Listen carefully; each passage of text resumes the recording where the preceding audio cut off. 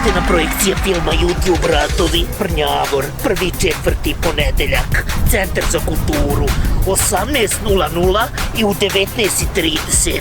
Sati, Ugljevik, utorak, 2.4. Centar za kulturu, u 18:00 i u 19:30.